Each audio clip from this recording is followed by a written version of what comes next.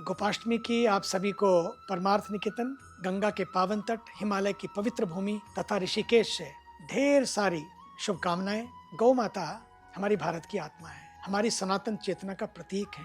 कृषि एवं ऋषि दोनों संस्कृतियों को प्राण देने वाली है। गोपाष्टमी हमारी संस्कृति की आत्मा और सनातन जीवन दर्शन का प्रतिबिंब है। जिस भूमि पर गौ को माँ कहा गया हो, जहाँ वेदों में उन्हें कामधेनु और सर्व संपदा की अधिष्ठात्री कहा गया है, वहीं आज उनका संरक्षण प्रश्न बनकर हमारे सामने खड़ा हो गया है।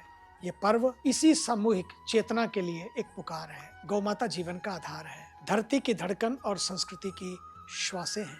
शास्त्रों में उल्लेख मिलता है गौ माता के शरीर में अनेक देवताओं का वास है। उनके चरणों में समृद्धि, शांति और धर्म का संगम है। वे केवल दूध देने वाली नहीं, बल्कि पोषण, करुणा और संतुलन की भी प्रतीक है। अर्थ और अध्यात्म, कृषि और आरोग्य चारों स्तंभों की मूल प्रेरणा है।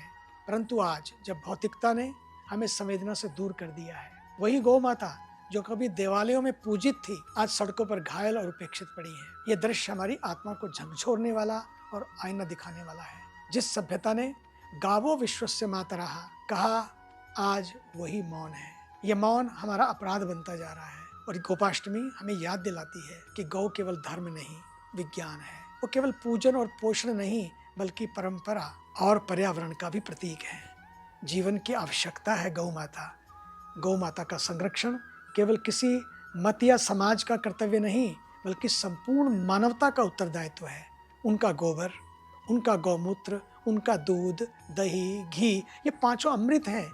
ये न केवल आयुर्वेद का आधार है, बल्कि पर्यावरणीय संतुलन और प्राकृतिक जीवन का भी स्तंभ है। जब हम गौ माता का संरक्षण करते हैं, तो हम केवल एक जीव का नहीं, बल्कि धरती की जीवनी शक्ति का संरक्षण करते हैं। इसलिए आइए हम सब मिलकर गौ पालन का, गौ सेवा का, गौ संरक्षण का संकल्प लें और इसी के साथ ही हम अपनी जिम्मेदारी के भाव को भी आगे बढ़ाएं। यही आवश्यकता है कि उस भाव को जगाएं जो ऋषि मुनियों ने जिया था। और भारत को गौ माता की भूमि कहा, क्यों कहा उन्होंने? क्योंकि उनको मालूम था कि गौशालाओं का विस्तार, गौ आधारित कृषि और औषधि के विकास से जनमानस में पुनः गौ संवेदना के प्रति जागरण बन सके, गौ के प्रति सम्मान का भाव आ सके, ताकि धन, धान्य, धर्म और दया सच मानिए जिसके कारण है, उसके प्रति आज हम मिलकर गोपाष्टमी के पर्व पर संकल्प लें।